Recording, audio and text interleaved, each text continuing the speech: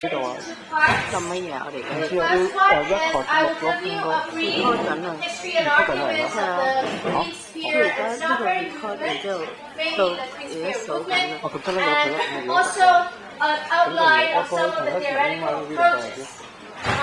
Is thinking about this movement. And the second part of the lecture, I have invited Zhu Huadik from Local Action to talk to us about how he does action research in this movement. How does he actually do action research, do archival research, analyze documents, and learn to develop all the cultural resources of the Queen's Pier movement. And he will show you some of the ways. Now, today, 5 to 7, the screening and discussion, we will show you the Ferry documentary made by Ming Pa. Last week, we actually saw the documentary, actually the recording of the civil society forum with the Secretary of the Development Bureau, Ferry. I have made a copy of that forum recording, so if you haven't seen it last week, please borrow it from the Cabinet Department office and really see it. And also I encourage people to go to the screening, because discussions at the screening and the people who actually lead the screening are very experienced people. And you actually learn a lot during the discussion, screening discussion. So it is not about just watching the documentaries for information. It is an important sharing session. So those of you who have missed some of the screenings, actually you missed quite a lot. Okay, so I encourage people to go. And the second film we will show in the screening is a short documentary, half an hour long, about the cultural map movement in Taiwan. And we actually also have samples of some of these cultural maps in hard copy. Okay. But actually, they are also available online, and if you go to see the documentary, you will know. And also our class website, right, hongkongcommunities.net, it's also a kind of cultural map archive designed along similar lines. So if you want to know more about Queen's Pier, if you want to know more about West Kowloon, Blue House, and so on, you go to our class website, right, www.hkcommunities.net. Okay, now let me start by giving you a brief history of the movement on Queen's Pier. It is a very complex movement. Usually the traditional social movement is people have one goal to achieve. They talk about one set of demands and needs, one thing to change. And also the usual form of social movement and protest is you either demonstrate on the streets, you do a protest outside a government office, you hang in petition letters, so forth, and you have banners and slogans. But the Queen's Pier movement, it's a very complex one. It has multiple fronts, multiple goals, and also very, very creative and different forms of expression.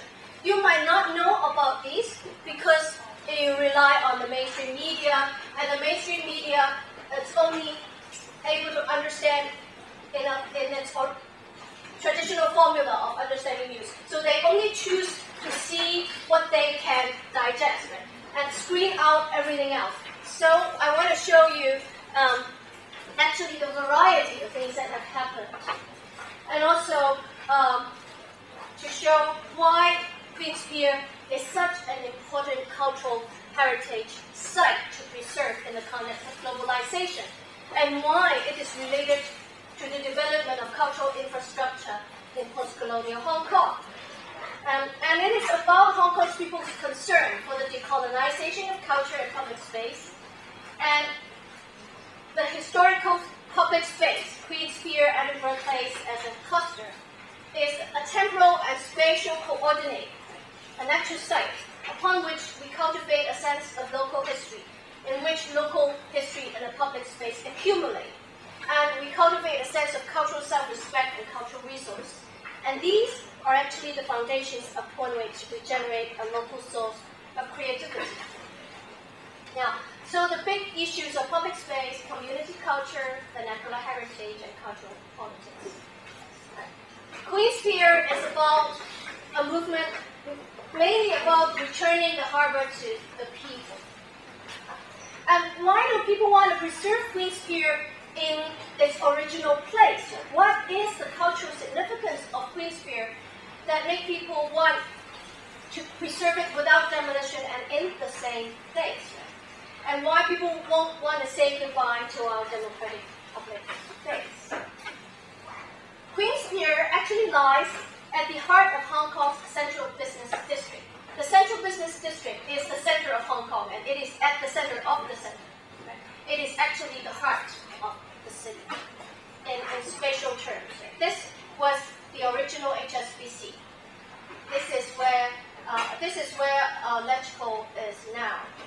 This is Hong Kong Club. This is where the Ritz-Carlton is today. Okay, this is the Prince Building. No, the Mandarin Oriental Hotel still under construction, and this is the Prince Building. And before you have the Mandarin Oriental Hotel, this is actually called Queen's Building. Queen's Building, Prince Building. So it is the site and the center, and in the middle is the Statue Square with supposedly the statue of the Queen, Victoria. So it is the center, most important site of the city. And before the reclamation in the 1950s, this road, the corner road, was the sea. So actually the Statue Square and the Hong Kong Club is at the seafront. This is all part of reclaimed land. The whole area where the City Hall, the Edinburgh Place, the Queen's Pier, the Star Ferry, and the public parking lot is, this is all reclaimed land. Okay? And let me tell you the story. Now today, if you go to the top of the parking lot and you look up, all you see is HSBC. Right? This is the governor's house. Lai Ban Fu. Right? Now, before, if you the site of colonial power is here, right, where the governor lives. The governor can see everything in the city. Okay? And this is a direct access of power from here to here. Okay? But now the HSBC is so tall, it has blocked the harbour front from the view of the governor's house. So actually this eyes of power is now HSBC finance rather than colonial power, very significantly. Right? And also, Statue Square, the statue is no longer Queen Victoria. The statue is Jackson. Jackson is the first tycoon, first CEO of HSBC. So even Statue Square, at the center of the city, represents a financial figure rather than a colonial figure. Right? So you actually see global capital replacing colonialism as the site of power and the symbol of power in Hong Kong. So this is where it was. Now, Queen's Pier was next to the old City Hall.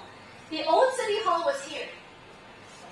It's gone already from this picture, but the old City Hall is somewhere here, right behind the Electrical. And the old City Hall has a museum, a library, and an opera house like this. So before, it was a public space reserved for the privileged. So when, imagine there were no airplanes in the 1920s.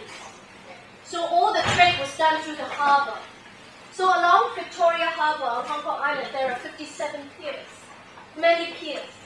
Right? But only one pier has dual purpose. All the piers are for trade and people, carrying goods and people. Only one pier, Queen's Pier, has two purposes. It is a ceremonial pier when officials use it, like the governor coming or the queen coming.